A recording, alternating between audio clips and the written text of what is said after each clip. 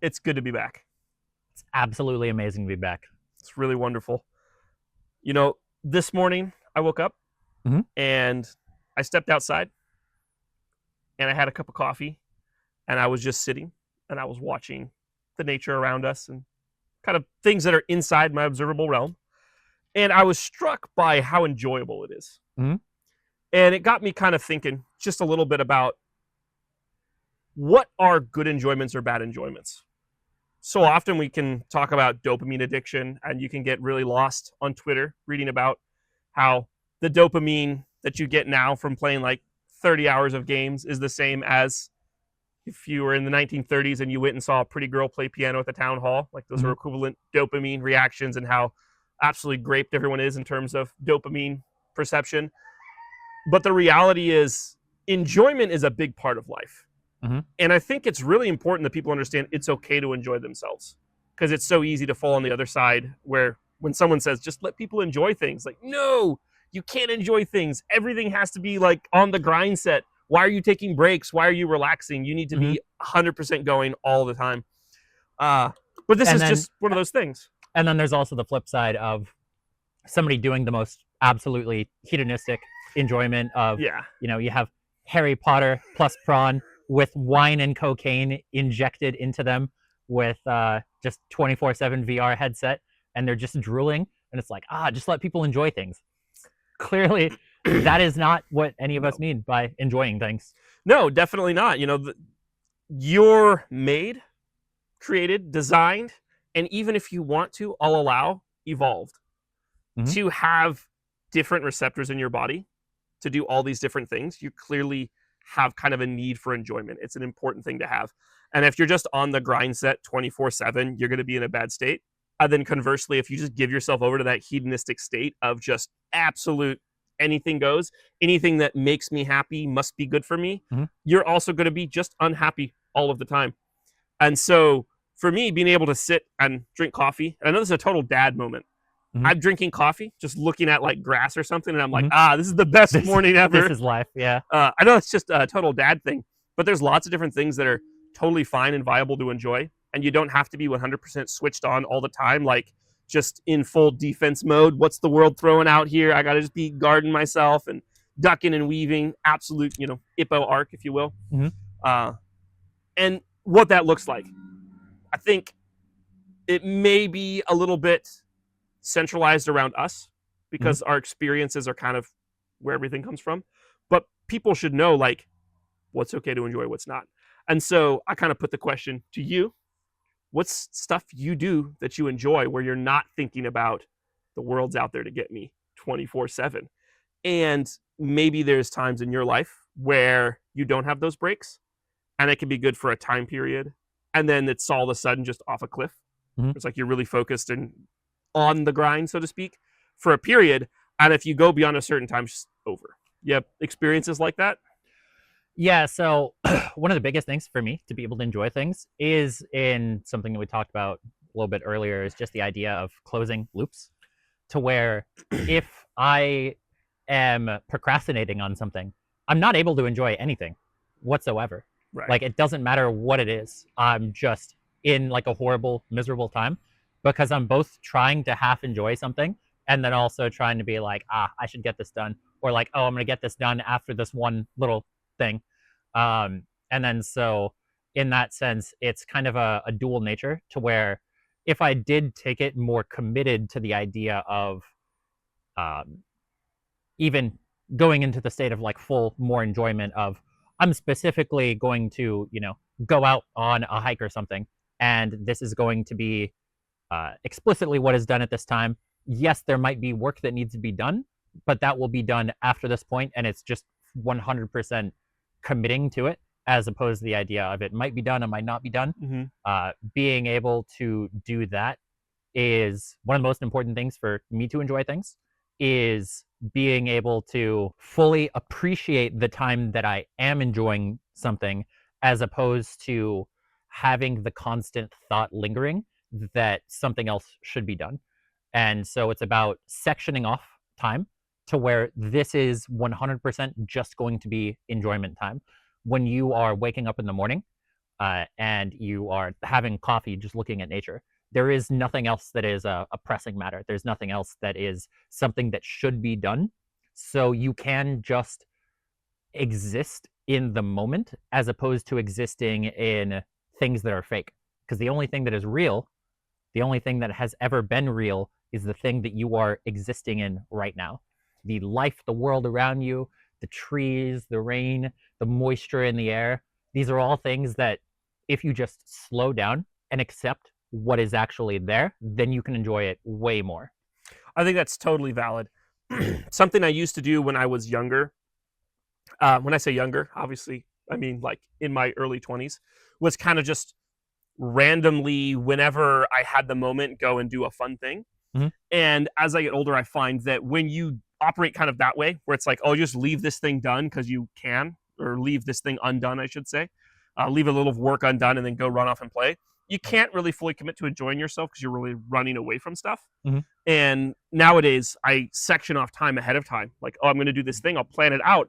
And then I have time to arrange the work so that everything that needs to be done can be done before that. Mhm. And then even if that time is only a couple hours, it can be so much more utilized. Mhm. One of the things for me, this can make me sound really rich. I'm not. But going out on the water in any kind of boat is an excellent example of this, because in a very real way, there's no way you can just go back to doing work. Mhm. Whatever you're doing, like you had to put a boat in the water and now you're on the water in the middle of, lake or river or whatever. You can't just go back to it. So your mental state is so easy to disconnect. There's something that happens kind of when you get yourself out on an island, so to speak. And you Mhm. should be doing this mentally when you're having fun, Mhm. kind of putting away other things. And then the type of fun that you're going to have differs now, Mhm. because a lot of what people consider fun is going out on weekends and getting plastered or something like that. Mhm. And I'm really not into that. I think there's a time for drinking, and it's not every single weekend. Certainly not getting drunk every single weekend. This is Mhm. really not helpful. But when And you're in the mindset, go ahead. and there's a difference between drinking and just having a drink. Yes, that is totally true. If you're, having a drink with supper, I don't really consider that drinking. That's just part of the meal. Yeah. Or as a friend of mine used to say, like, whiskey and cigars is just dessert for the meal. Yes. And, they're very low calorie. Mhm. But Exactly. which is Good good for or a cut. bad. Mhm. But yeah, so if you're just out there gonna go and get absolutely drunk every weekend, that's all you're thinking about. Your Friday becomes this thing where you just can't wait to get away from work. And in Germany, there's Oktoberfest, where I don't know if it's necessarily this way anymore, but at least it used to be the whole country would kind of take the month off of October Mhm. to go to all these festivals. And so there was a big thing about buying German cars. You didn't want to buy them in September or November, Mhm. because in September, they're just trying to meet their quotas as quick as possible so that they can have October off. And then in November, everyone's still hungover for weeks afterwards, Yeah. or they're still lingering and they're not in the space to make the car. So like when you're buying cars from Germany, you check the manufacture date and Mhm. like, okay, July, good. And so kind of in that same vein, if all you're thinking about is I can't wait to get done with this so I can go have fun, you're really running away from work to the fun, as opposed to actually blocking out timelines where you can actually have fun. Yeah, and regardless of whether or not you're trying to optimize fun or trying to optimize work, just being in the state where you're committing to one or the other is what makes you more efficacious on both work and fun. Because when you are working and you're just thinking, all right, this is just time to lock in, this is just time to put my head down and get the work done, then you're going to get infinitely more work done. In the same way that you're talking about this Oktoberfest in Germany, in American corporate culture, essentially after Thanksgiving, nobody does work until Yeah. the week after New Year's, to where everybody's just trudging along and going to work, kind of pretending to do things, but nobody is ever going to have any meaningful big project that is done because everybody is checked out. And that's the worst state that you can be in, because you are trying to exist in two states at once. You're not like a Dragon Ball Z character who can actually literally physically split yourself up. You only have one person. And so with your one personhood, you should only be focusing on one thing at a time. And you see that all the time in the trades. People will kind of tentatively fill up their schedule, Or like I know a lot of guys who always say, "Oh yeah, we'll get that done like after Thanksgiving," and then you can kind of talk to them like the week after Thanksgiving. They're like, well, some stuff came up. Let's push it back. It's like, just tell me. I'll talk to you in January, and it's something that like my boss will do. It's just like, hey guys, Thanksgiving's here. We have some stuff to do. I'll take care of the little bitty, but I'll see you guys in January, because he just knows he's not going to get the most out of people. Asking them to, hey, come into work for 2 days at a time and then go back to your 4-day weekends or all these different things that are going on. It's really, really difficult to exist in both those mindsets, and you're just not getting the quality work done. And so when you take that macrocosm and you apply it to your life, for someone like me who works a daytime job with a kind of a normal shift, more or less, it's very easy. Well, when X thing is done for the day, then I go home. But people who are in the more tech world, people who have jobs that revolve more around not a schedule as much as a workload, I think they have a lot more trouble. At least this is what I find from talking to people who work in that space. They have a lot more trouble checking out, especially if you work from home, editing videos or anything like that. At home, you could always be working on more stuff, or maybe you couldn't be. And so some people have a difficulty in separating that. And I would just like to say that in addition to the separating your time, picking the right activity is an important thing. And when you don't pick an activity to do, you don't pick something to do, even if that something is nothing. If you're like, I'm just going to sit down. For me, I have book reading time with my family, or maybe just talking time with my family. Those are vacations for me. They may not feel that way to my children exactly. But the point is that picking something to do, even if, it turns out that thing isn't going to work out, so we do something slightly different. But picking what you're going to do ahead of time saves you so much time and effort, as it were, in the relaxation period. I think of that meme. I spend, 90% of my time after I heat up my food trying to find something to watch on Netflix to eat my food with. I find something to watch. My food is cold. Then I'm eating my food, decide I don't like what I'm watching. The food is cold, and my evening's ruined. Yep. So this is exactly what it's like when you try to actually section things off, because if you're just constantly having something that is in your mind of like, I can work on this, me speaking from experience, what you are describing is exactly me and a problem that I've had to like deal with and try to manage. And sometimes I manage it well, sometimes I don't, especially now with like the health things. I'd noticed that just my overall discipline in this respect is a lot lower than it was before. And that's been a thing to work on and sort of get back to that stage of, physical health, just applying to sort of everything else. But ultimately going back to the idea of, you could say, I'm going to take a little break. And then it turns into 3 hours of you, watching a random set of videos or like, some 30-minute episode shows or something. Whereas if you said, all right, I'm going to commit to taking 3 hours of time, then, you could watch a full proper movie. Whereas that might have been the thing that you would have wanted to do, something that, somebody recommended to you and you want to be able to talk to them about it. That if you, from the jump, said, okay, I'm going to section out 3 hours of time, then that gives you the opportunity to watch The Prestige, gives you the opportunity to watch Gattaca, something like that, as opposed to just a whole bunch of things that are kind of just time wasters. And so in this sense, yeah, it is just about scheduling out your time, and just really fundamentally, it's about being honest in that whenever you exist in a state of dishonesty, that is when a lot of the anxiety is going to come of like, oh yeah, I'll totally do this, or this thing will happen, or this thing doesn't. Every single time you're lying to yourself, you're almost creating a negative feedback loop of, I can't even trust my own words. And then in the same way, when somebody else lies to you, they say, oh, hey, I'm going to be here at this time. And then they don't show up, no call, no show. And then they do that a couple times, and it's just like, I can't take this guy's word for anything. That applies both when you're looking at other people, but it also applies to yourself. And so the best way to put trust in yourself is just to be honest about what you're doing with your time.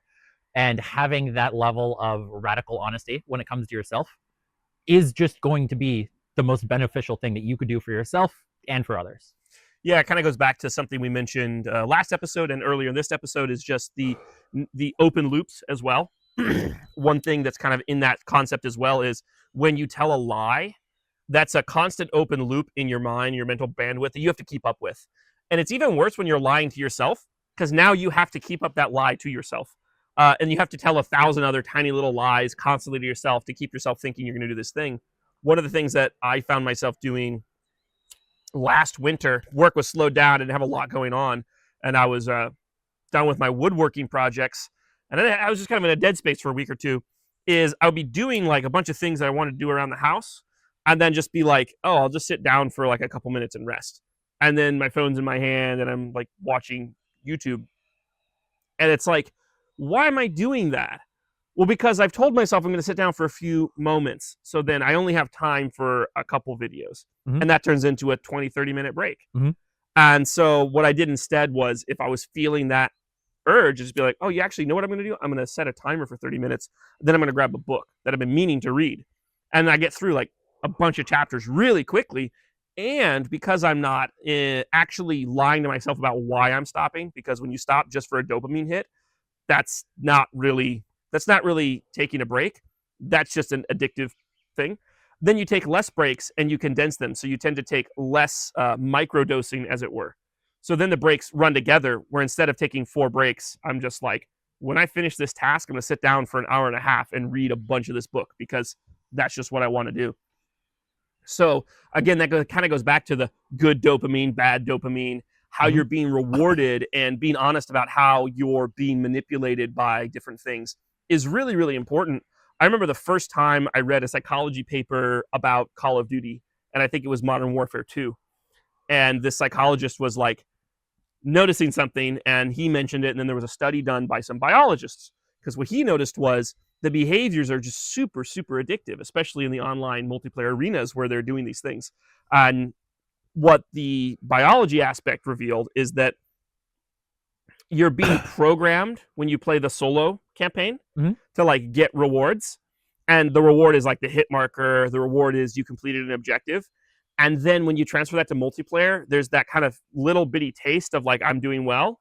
And then it amplifies because in addition to getting the hit marker, if you get a kill and you get like the little numbers that pop up and the Yep. number goes up and all these huge elements that just build to you continually riding the edge of another dopamine hit, and people will just play this continually, and it just absolutely blows out of the water almost any kind of like hard drug in Mhm. terms of the amount of dopamine you can consume over like a 3-hour period. Mhm. Yeah, and this is why even when you are in that stage of, even if you are wanting to play a game, it's would be much better to sort of section it out of like, all right, I'm only going to be playing this for 2 hours with the pals, and then gonna stop after this point. This is the hard cutoff. Much more easy of a way to manage your time. And this is also where I see, just going into like a particular type of game that has become much more popular, is just like the roguelike. And this is like a much more effective tool in terms of a way to make games to where you can have a nice, enjoyable gaming experience, as the sort of just, I'm going to just spend some time doing something that's relaxing. With a roguelike, you can just do like, all right, I'm just going to do one run. And that one run will be, 20 minutes or something. And then you're done. And then it's very useful to just be able to say, all right, I'm just going to do this and then I'm going to be done. Whereas with so many other things, it's very easy to just kind of lose track of time and lose track of how much that you're actually spending on any particular thing. And that is where it's just useful to, like with what you're doing, of setting a 30-minute timer, setting an hour and a half timer, of actually planning things ahead of time, as opposed to just letting the kind of random elements of, oh, 2 hours went by and I only planned on doing this for 30 minutes. I guess I'll stop. Whereas that's an hour and a half of essentially just lying to yourself. Yeah. And so that's why it's very important, very valuable to just schedule out your time. When you look at just, this is a kind of tangentially related, the dopamine curve, the typical dopamine curve. I know we're not a big fan of mice experience applied to humans, Mhm. but I'm going to do it anyway. Yeah. So if you look at how mice respond to dopamine, they have a series of curves. And so basically, the way this works is when the mouse is dopamine rewarded, which is the way the experiment works. A button has an LED inside of it. It lights up. When it lights up, if it's pressed during the time that the LED is lit, then the mouse receives a little treat. Mhm. And so this makes the mouse want to press the button. And they very quickly realize, oh, it only works if the light is lit up. And so once the rat or the mice are conditioned to this, then they put them in the stage and test them. And so when the mice see the LED light up, is actually a very large dopamine spike. Mhm. At the idea that something is available, there's a huge spike. Oh, this could be. The potentiality has a huge spike. And then it slowly tapers, and then the mouse hits the button. And when the mouse hits the button, there's another little bump, but it's not a steep one. It's kind of a slow ride up. And then it tapers off. And then when the mouse eats the treat, there's a slow up and then kind of a sharp decline as the treat is gone.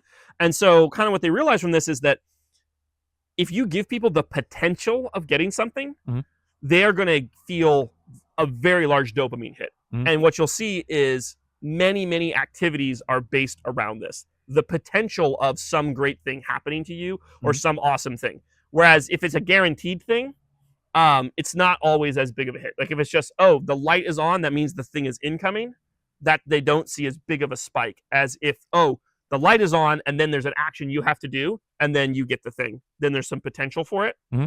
That's where the biggest kind of dopamine hit comes from. So just from a kind of biological perspective, when you're planning out events, you should understand that if you also plan them out ahead of time, then you kind of give yourself time to get ready for the fun thing that's going to happen. You're going to enjoy it longer compared to a lot of the short form content. Is kind of the catalyst behind it is people get dopamine hits when they swipe, which is a very interesting thing. You're watching the video, and then when you go to swipe to the next video is when there's a hit, because there's a potential that there could be a really good video coming it could next. be like, oh, this is just the most insane cool thing that I can really enjoy and sink my teeth into, and then actually watching it is just it's whatever.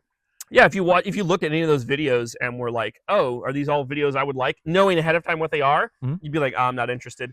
But just because it could be anything, you're like super psyched up. Yeah, this was a thing of just me there've been like 2 times to where I would go into the short form video cycle and I actively felt my brain like melting, because it's just like, oh, hey, there's just, on the home screen, just one thing that's cool, and then I'm looking at it, and then all of a sudden 2 hours go past. And after that, I'm just like, oh, this is just something that's super dangerous. And like, I can't do this, and especially not do it in a state to where there's not a something immediately set for me to like need to go to. And that is essentially the thing that we're talking about right now, is how most of these loops are designed around, is that they are designed to feed off of this and to put it in a way to where you are giving as much energy of yours as possible to it. And this is the exact same way with the whole dopamine thing, is like, a league game, right? Is that it could be a league game to where, nothing happens, your team is feeding, and you just never get the ability to actually actualize anything. So then all of a sudden it's, I didn't get it that game. Oh, maybe next game.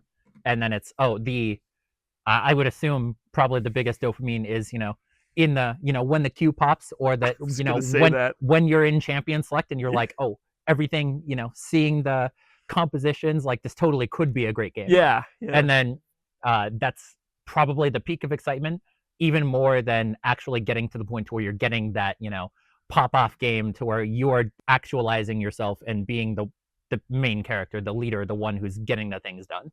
Yeah, I think the only probably higher dopamine push than like the Q pop necessarily is probably the actual victory, but only if that victory was like really in the air. And everyone knows this if you've played, League. There's similar games like this. CS:GO is the same thing. Like when it's the highest stakes is when you get the highest dopamine rush.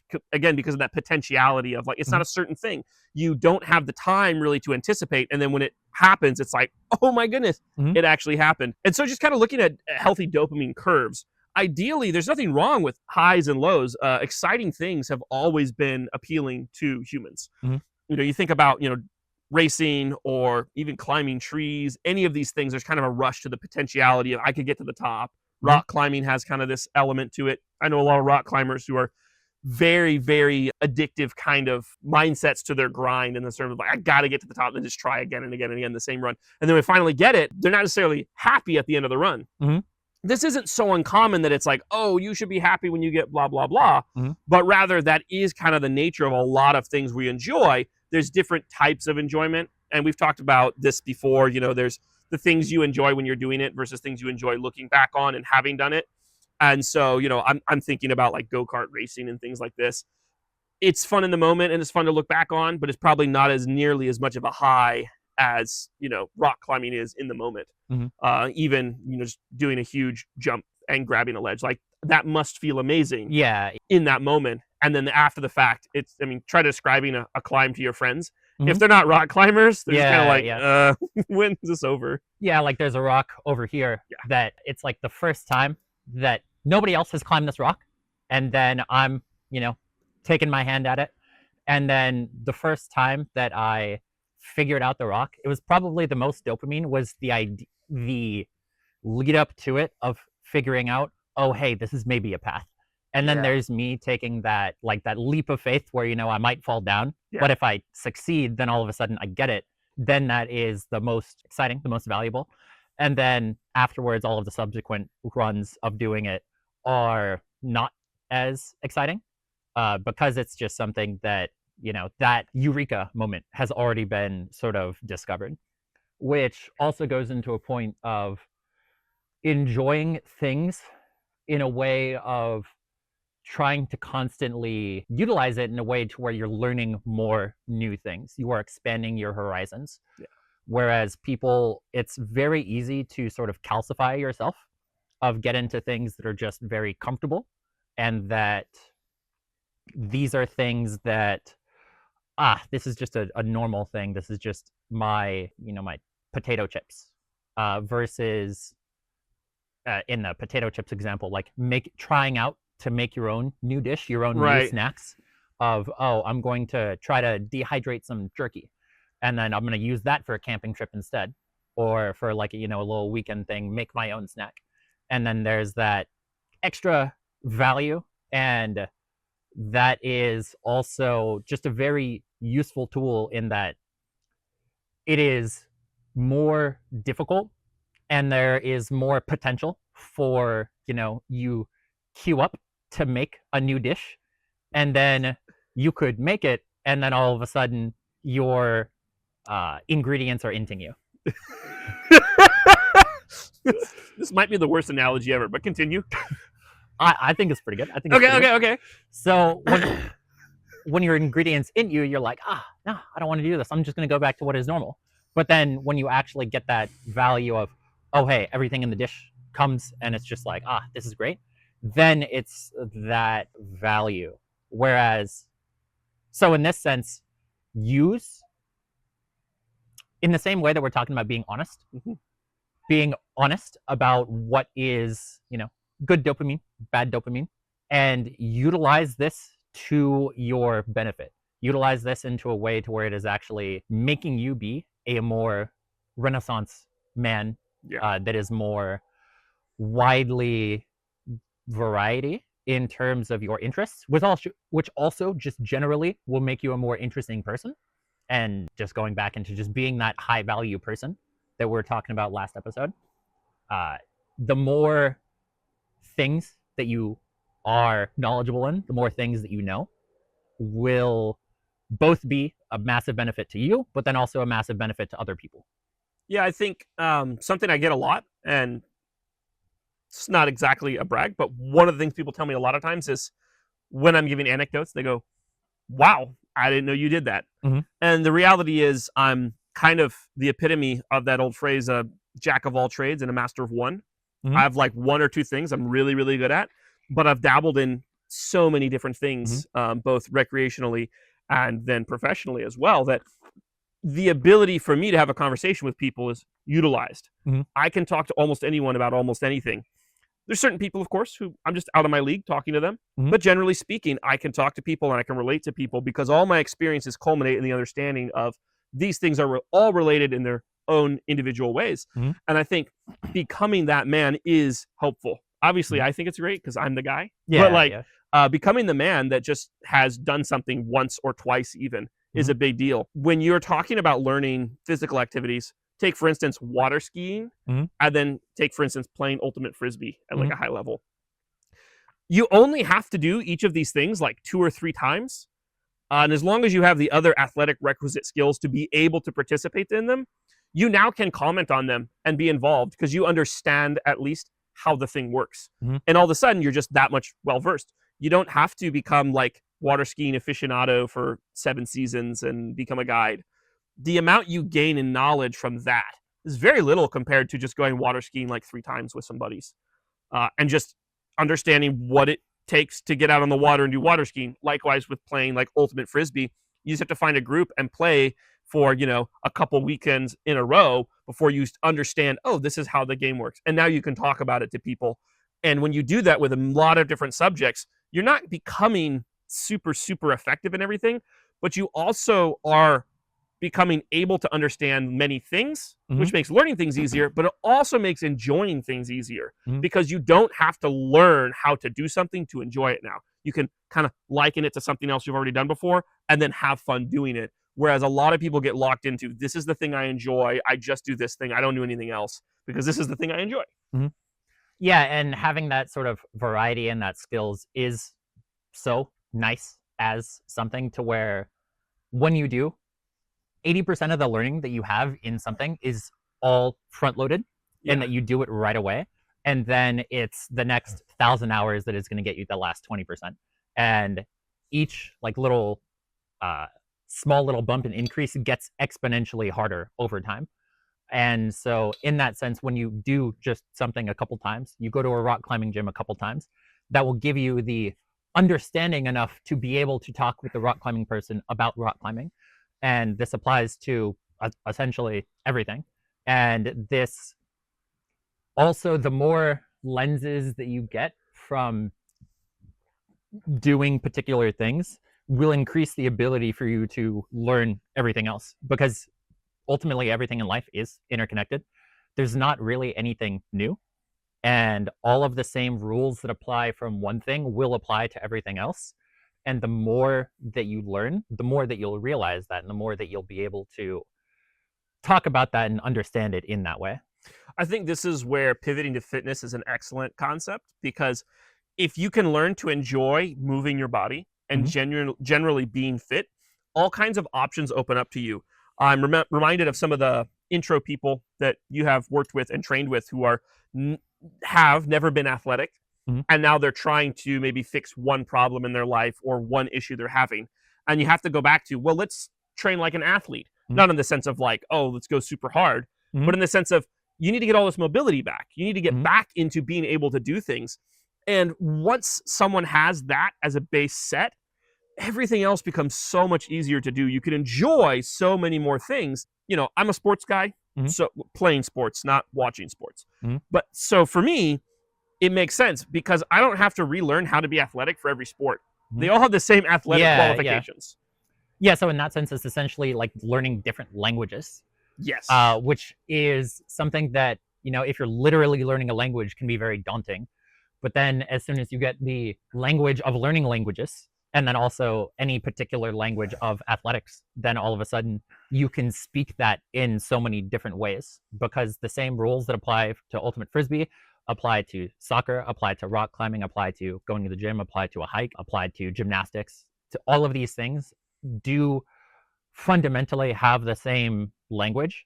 And it's something that the more that you can speak, the more that you can enjoy things. Because if you are going to another country and you've done Duolingo for, 3 months, you're probably not going to be able to really enjoy what the culture has to offer you because you can't speak that language. Yeah. But once you get to a certain level of proficiency that you can understand what people are saying, then you can actually enjoy the offer of the random sound vibrations that are going through air in the language, or the physicality of enjoying this particular sporting endeavor. I have to make a joke now.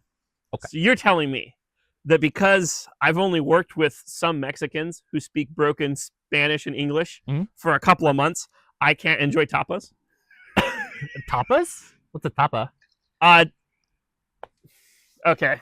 So if you go to Spain, Okay. you go to like their parties. Someone is really going to get upset over this, by the way, because I'm sure I'm not getting this 100% right. They have a dish called tapas. Okay. But it's not a dish. It's just like 30 appetizers. Okay. Okay. And they're all different, like Spanish little yummy things. Mm-hmm. And so tapas is just like enjoying everything. Mm-hmm. Point being, obviously, that anyone can enjoy tapas, but I'm just straw manning you. Yes. Yes. Okay. Okay. I understand. I can't understand that joke because I don't know the language of tapas. So in that way, I couldn't enjoy your joke. And now that the moment has passed, the dopamine isn't quite there. There's no potential. Yeah, the potentiality is ruined, and now all of a sudden the joke isn't there. Yeah. Which is also just something that you can go into when you are telling jokes. The worst thing is when you kind of ruin the punchline, or you misspeak and you say it in a certain way, and then the moment is gone, and then all of a sudden, like, people could intellectually understand that it's funny, but it's not really there. This is why, if you're gonna go that route in general, which I think stand-up comedy is super degenerate unless you do it with your friends, then it's totally great. It's totally fine to make jokes with your friends. I think it's a great form of actual like camaraderie and comedy. But practicing jokes, this is something that I think people kind of think is lame or passe because of certain 90s cultures and movies where like, oh, I rehearse the joke in front of a mirror or whatever. But do it. You should be rehearsing everything in front of a mirror, realistically. Like, you go to the gym and you're rehearsing all this stuff in front of a mirror, no one laughs. Why then would it not be that case? Facial expressions and the art of the joke, so to speak. You should be practicing these things because it is going to give more enjoyment to your life. And I think that's a big part about how we converse with each other in language, is so often we get bogged down in insert joke here kind of culture, where like I just say 6'7" or whatever, and now it's funny, or some other ridiculous kind of like slang term where it's not really funny, but because we have an understanding, like, this person's obligated to laugh now, or they're uncool. That's like the social construct. Yeah. But you should invest more time into actually telling jokes, and instead of just saying offhanded, throwaway, funny comments, actually take the time to tell a full joke. And if your friends literally can't appreciate the time it takes to tell a full joke, then you got to be like Treebeard. Just be like, don't be hasty. Like, everyone slow down. I'm gonna talk for a while. And if they can't enjoy that, it's really indicative of how the conversation is in your friend group. And this is one of the keys to finding enjoyable things that are less destructive. We talk about like the dangers of media, talk about the dangers of all these, games or dopamine addictions and these kind of things. But hanging out with your friends can be a super constructive thing where you're all building each other up and helping each other through the different things you're going through in life. Or it can just be a slop fest of a bunch of different comments because you're all afraid to talk or something. Yeah, this is also just one thing in general, is that so many things that are genuine positives and genuine valuable places to get enjoyment out of have been kind of damaged by Babylonian culture, in that the idea of, dancing with a bunch of people is poisoned by, clubbing culture, which has all of these other things that are sort of brought into that. But if it's with a bunch of people that or like, friends of friends, like, everybody is in like a trustworthy environment, everybody's looking out for each other, you're not going to worry about somebody spiking your drink or something. That is like a genuine like value of enjoyment, and it's not taking things that are poisoned and then completely writing them off, because so many of these things are valuable. Like, singing is something that, another thing that, might be, sissified, or might have just some other connotations that are put to it. But for all of these things that have been poisoned, the only reason that they are, the only way that snakes come into a particular scene or somebody is a grifter, grifters don't exist in scenes where there is nothing of value. You will never have a snake oil salesman who is trying to sell something that has no value, because these people, these entities, are attaching themselves to things that are real, things that do have value. So it's just as simple as being able to divorce the actual act from all of the propaganda, all of the conceptions that have been baked into it that aren't inherent to the actual task. And then you can actually just enjoy the things for what they are. Do you want to just grab your jacket? Or do you want to be like, I gotta get my jacket? How did you notice that I was cold? Shivering, and it's hilarious. We'll keep that in. We'll keep that in. The value of having above 8% fat. Yeah, body yeah. fat. Just always too lean. Also got to get the It's Been Real cat warmth. Yeah. The cat's been keeping the jacket warm, which is just amazing to me. Yes. The cat knew. It's just perfect. Just perfect. But yeah, with what I was saying is, just understand that the things that are poisoned and that you think are, oh, this is how normies have fun, and that is really, really bad.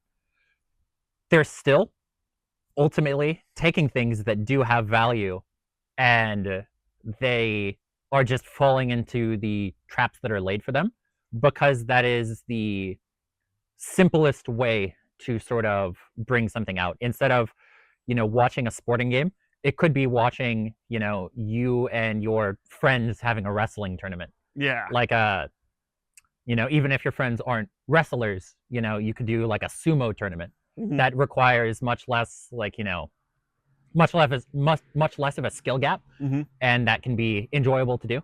Do a little nice tournament, and then you can have that sort of sporting contest in a way that is valuable.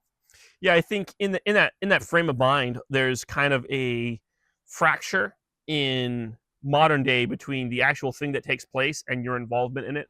You can look at sports, you can look at singing, you can look at dancing, and so often our culture is leave that to the professionals, and you sit on the couch and watch.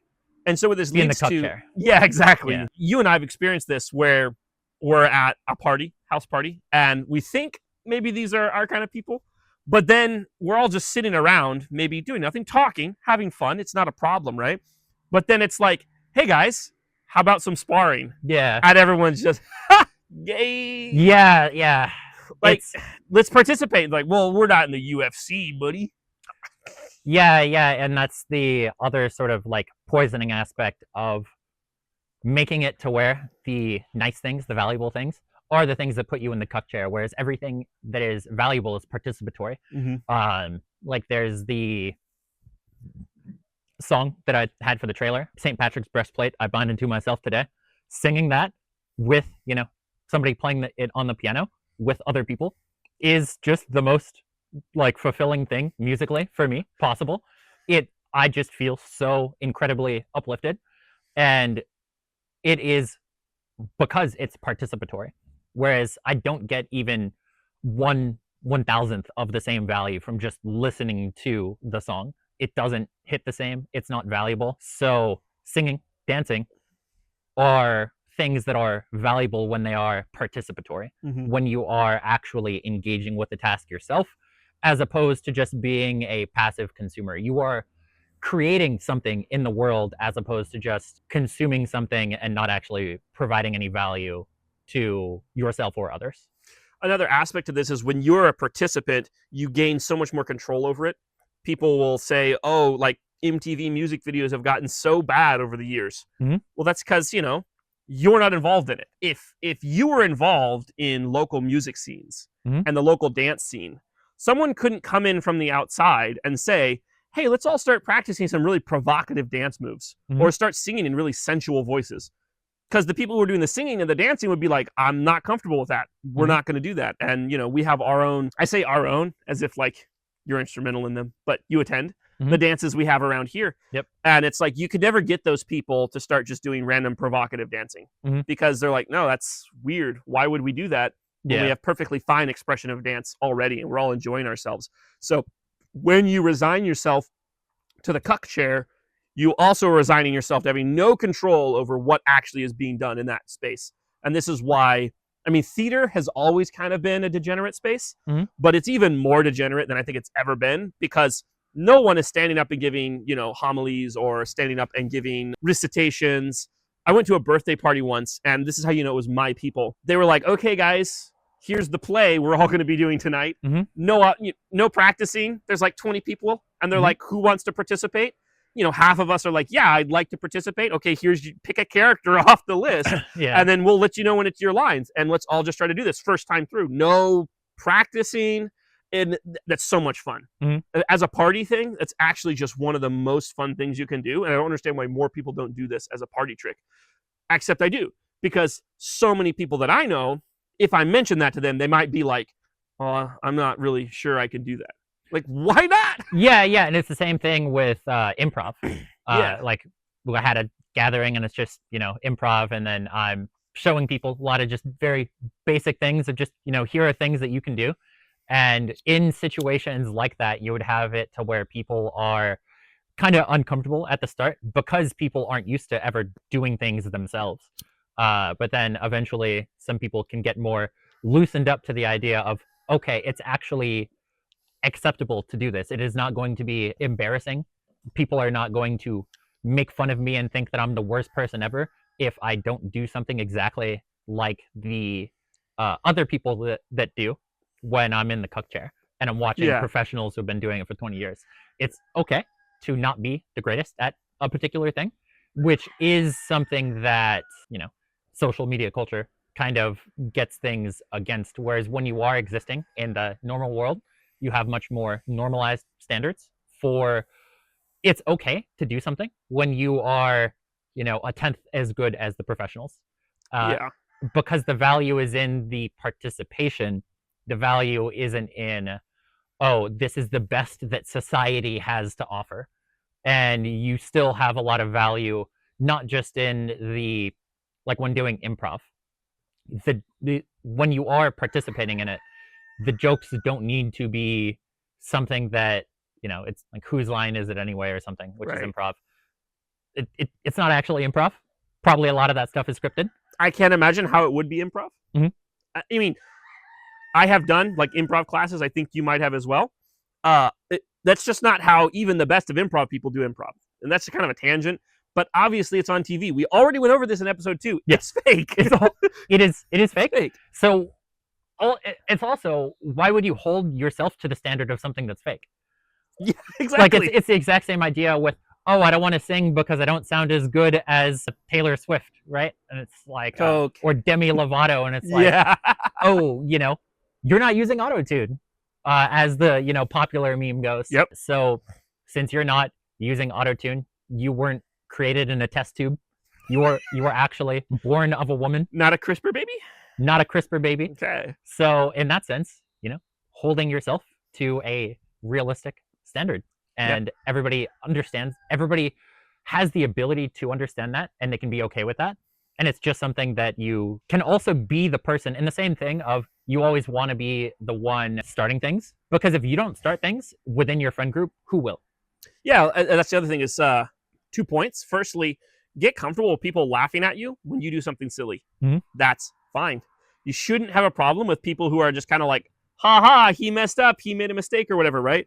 But then secondarily, if you're the one that's like, hey, let's do improv, you automatically become the leader, right? Mhm. We discussed this. You get to kind of decide what's appropriate, what's inappropriate. And that means you're going to be able to control that a little bit better. Not that control is the absolute be all end all in this kind of situation. But if you're the one that introduces dancing, you can say this thing is inappropriate. Mhm. And everyone will just be like, okay, I guess it's inappropriate. Whereas if you allow some stranger or some other person who you maybe don't know or don't trust to do this thing, everyone's going to still be on board with it. But now you have no say in it. You're always going to just be a gainsayer, a naysayer, kind of a Debbie Downer. Mhm. And that's one of the ways that people can kind of undermine when they say, you know, we're not going to, like some of the denominations I grew up with in the South, of, you know, no singing, no dancing, no music. Teetotalers. Yeah, and in so every respect. then whenever someone introduces it to them and it turns out to not be totally destructive to their lives, it's disassociating the whole structure they had. And now they're kind of looking back at anyone who said no to that and being like, well, you were wrong, so why would I trust you on anything? Mm-hmm. Not saying you need to bend to the culture, simply that there are a lot of normal things that humans have done forever, and singing and dancing are like right up there at the very top. I mean, the earliest books we have, the Bible, talk about this like in the first couple of chapters in terms of how things actually work. So, you know, you shouldn't be trying to write those off, but rather look at those things and go, how has the enemy poisoned them? How can we step away from them and still have fun with this? And if that doesn't exist around you, maybe you need to be the person that says to your friends, hey, what if instead of like going to the club, we meet somewhere else, Mhm. do something slightly different? I'm reminded of kind of pub culture from England and how that's almost community minded compared to most clubs or drinking scenes here in the US. Yeah, because in all of the clubs and bars, it is kind of the idea that everybody doesn't know each other. So there is no sort of enforced cultural standard aside from what the general culture has to offer. So the expectations that you have, you can't change or enforce the culture to be like, hey, I think we should do things this way, because you're having it to where, you know, any random person is going to be there and they're going to have expectations of things. Whereas if you can create your own spaces, which is not very difficult to do, Mhm. instead of having everybody go out to the club, you can just go to, you know, somebody's house where they have a garage and then do, you know, the same things that way. And then, you know, you can create all these, you know, different little games of, you know, oh, guys, you two set up and spend 5 minutes, create like a, you know, a 30-second choreography or something. Mhm. And there's all of these ways that you can actualize the space that you're in, as opposed to just being the passenger.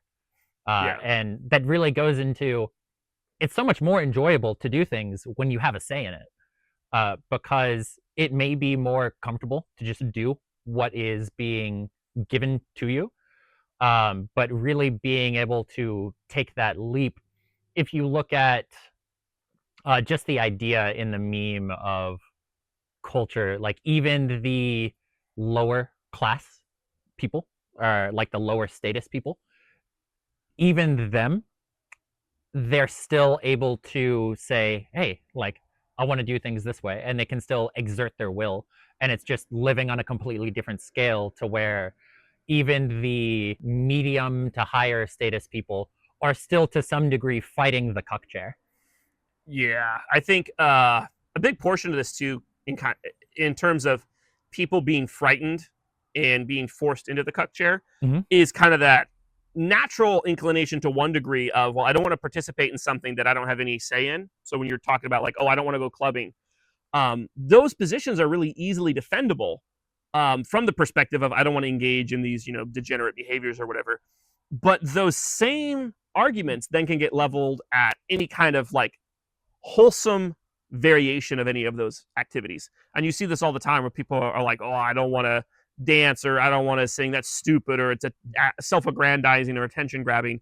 I mean, it can be, but that doesn't have to be what it is. And so the question is, what are you doing? And why are you doing it? I'm a big fan of karaoke personally, Mhm. but I think the end of karaoke is to get rid of the karaoke part of it and just sing your own songs, Mhm. that your people know, and sing them together. This is kind of the be all end all. There's a place for kind of performative stuff, but it doesn't have to be. Karaoke's fun because a lot of people know the same songs, but in moving away from that kind of culture, like my family is, there's going to be less and less that my kids have in common with anyone else's kids.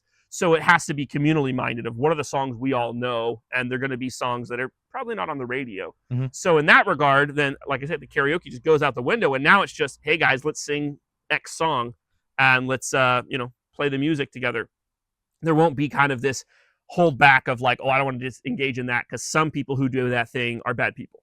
Yeah, or just, you know, making your own songs, which in that way, it's something that so many people have the idea of like, oh, I kind of want to, you know, make music, or I kind of want to do Mhm. this, or kind of want to do that, but then never actually given a space to actualize that. And then so when you are cultivating your culture, you can set people up in a way to where they are doing the things that they would have wanted to do if they're given the space to, which ultimately just goes back into the overall idea that you always want to give people the space to give the value that they have the potential of doing. In the same way with the conversation, if you're just always talking about your thing, you're never giving somebody else a space to give something of value that is both emboldening them, letting them actualize themselves and what they want to talk about, but it is also giving you the value of they are creating something that is something that you can enjoy. And this just overall goes into that there are just overall enjoying things. There are ways that you can do things passively, actively, and then you can also activate other people, which is humans are social animals, social creatures. Like, this is a very social creature. And in that sense, it is, people will often kind of give this default enlightenment idea of we are just individuals, and trying to get gratification from other people is just somehow inherently evil for not really easily explainable reasons. It's just kind of the default operating mode of the world. Mhm.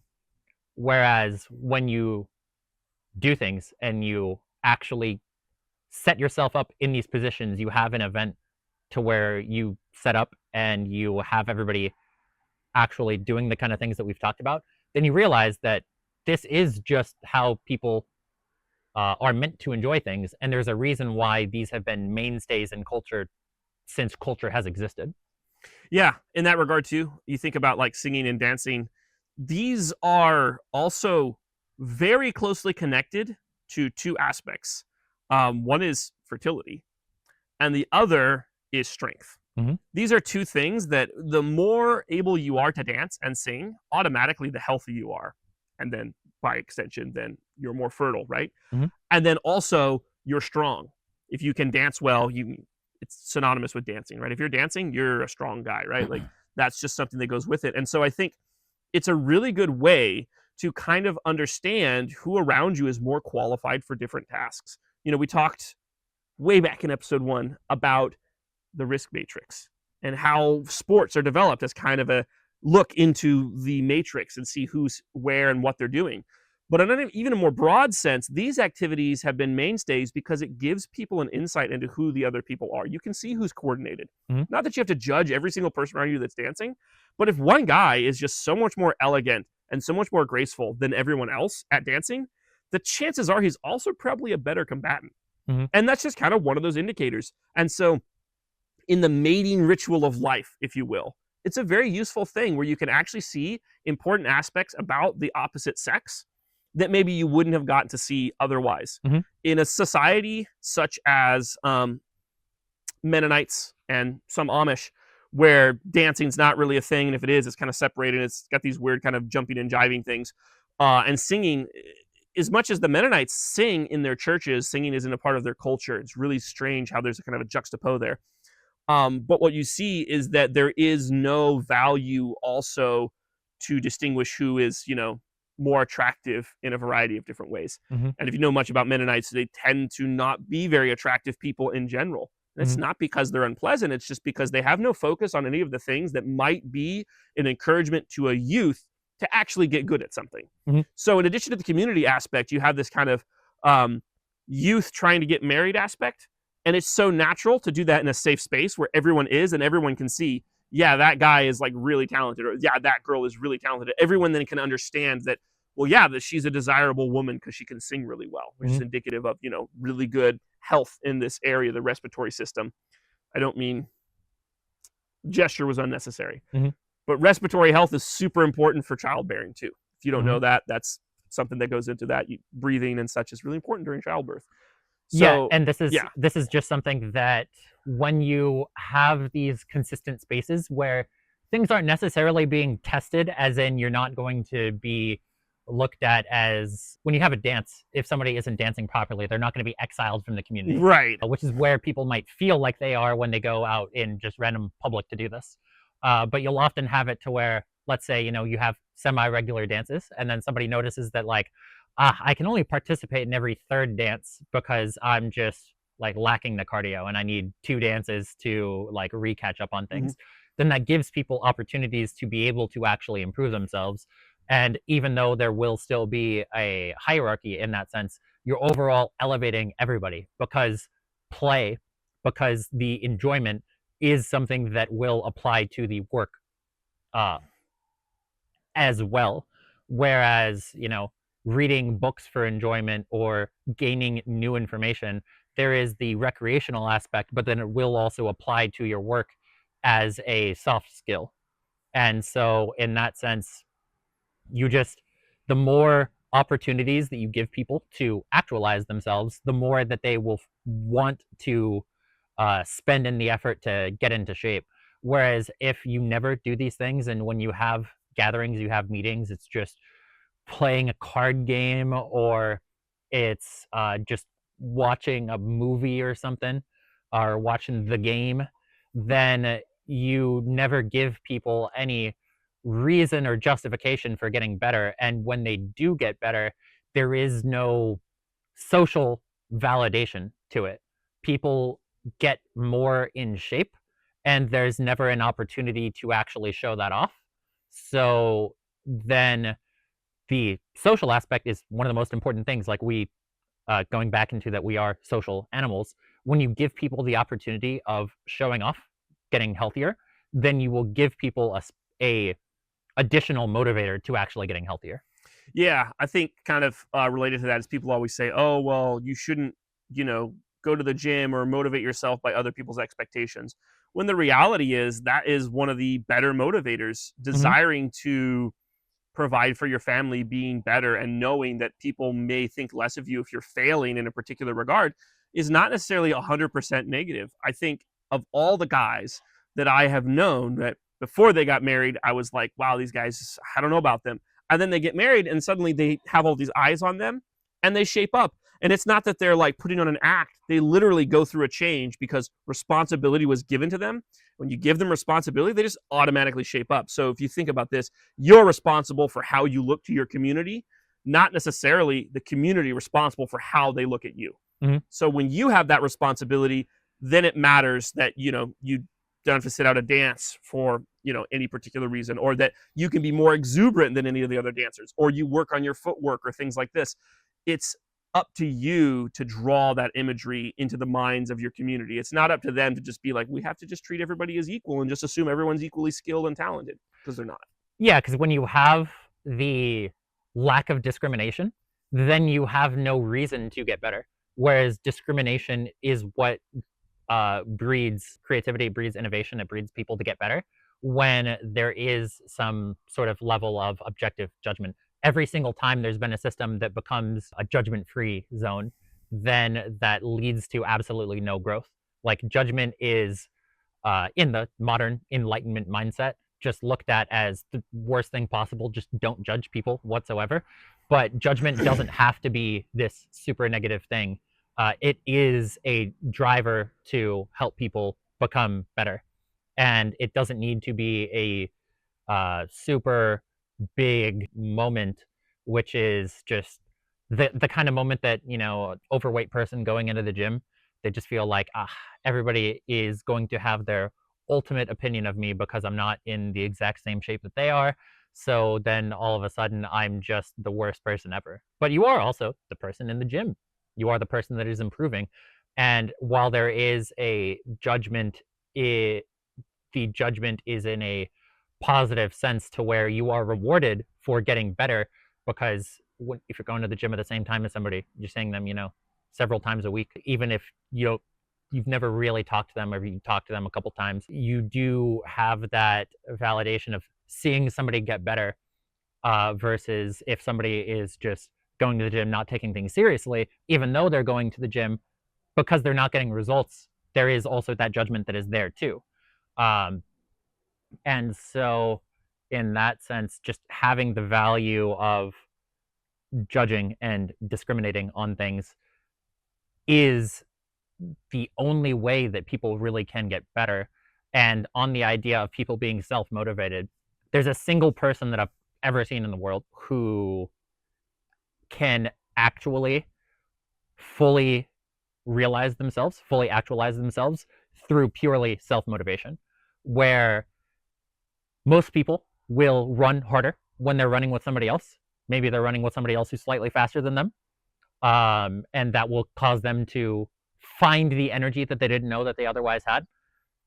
There's only one person that I know that would do the exact identical thing, whether they are with people or whether they're not with people. And is also just, you shouldn't build society around the exceptions. Yep.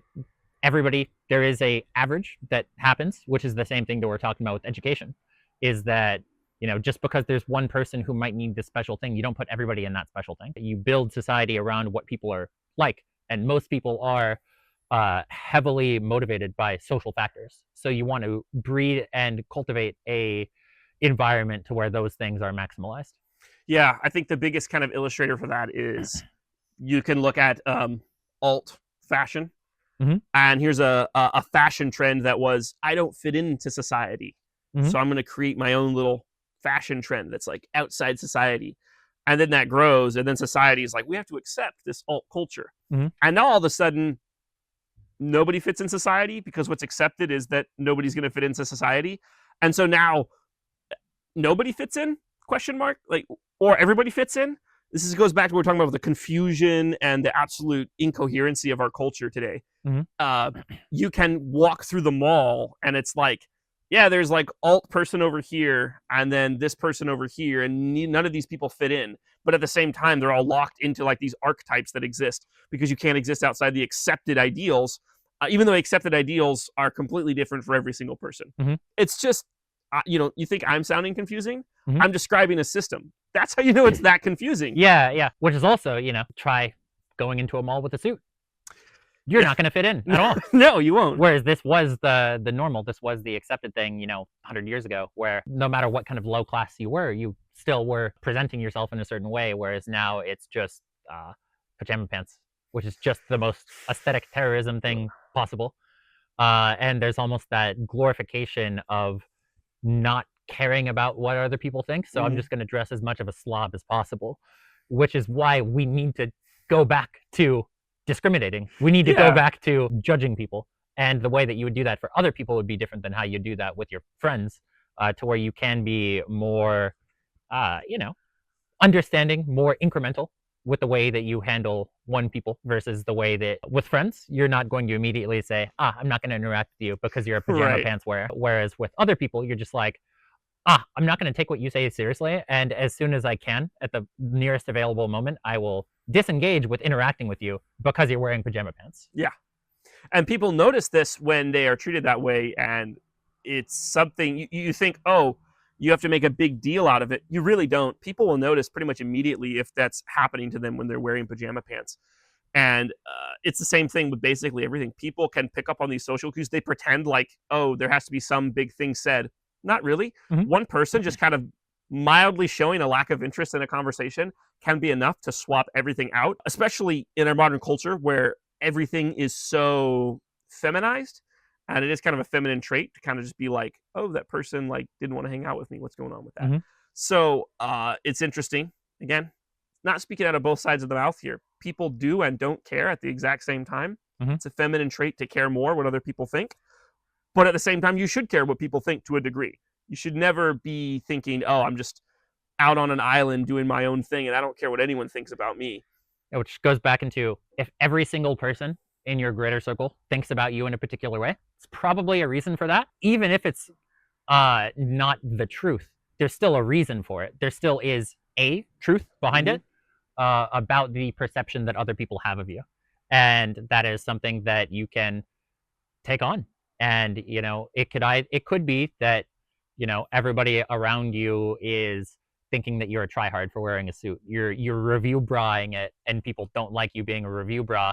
They want you to be the Nikavo Avocado.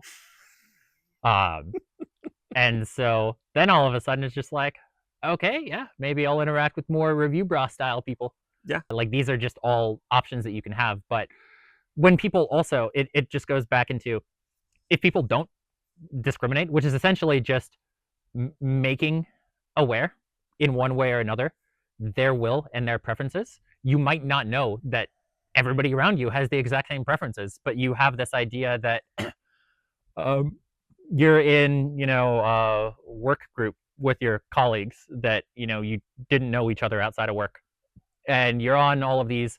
You're on a lunch outing, you're taking a night out with the team, and everybody's afraid of saying the word retard. But then everybody might be perfectly okay with saying it, and you're never going to know Yeah. until you actually just say the word retard. And the worst thing that can happen is you get fired. Yeah. Which sounds really bad. But when you look at life kind of holistically, I think living inside a prison of your own creation is much worse than living inside a prison of someone else's creation. Mhm. And the sense that if you're living in, we talked about this a little bit before, so repeating ourselves. If you live in this fear that your friend group is going to react a certain way if you say something, that's the thing you should say. And you should get it over with. And you should kind of like feel that out, because you're just setting yourself up to be further and further controlled by these people, which you should care what they think about you. But also you should be delineating. You should be judging and going, these people are not necessarily good for me if they're preventing me from saying things. And the same is true with your workplace. If your career requires you to basically live a lie at work, how many open loops do you have when you go home? We just talked about Mhm. this. You go home and you're like, okay, I can finally say the word retard. And Mhm. how many open loops do you have of like, okay, I got to remember when I say this story, relate it to this person this way and that person this way, so I don't get these words mixed up. I use this word when I'm talking at work and this word when I'm at home. I mean, it's just ridiculous. This is why so many people just become that thing that is at work, or Mhm. become that thing that their friends expect them to be. And they're just at that point a product of whatever the culture decides is acceptable or not acceptable. Yeah, because people will generally take the easiest way. Putting on one mask and then taking off the other, and then being able to juggle these multiple things is a little bit difficult. Although everybody does it to some degree. You're not going to talk to your grandma the same way Right. that you're going to talk to your friend. But it's all natural in the moment. Yes. So in that way, people will uh, average their masks Yeah.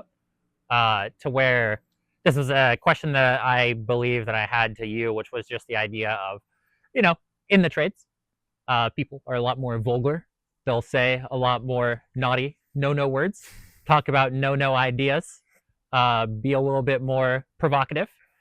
And then I was talking about, like, when those tradespeople go do their trades for a more professionalized place, a more HR friendly place, Mm-hmm. and the people that they interact with are not tradespeople, they're HR people.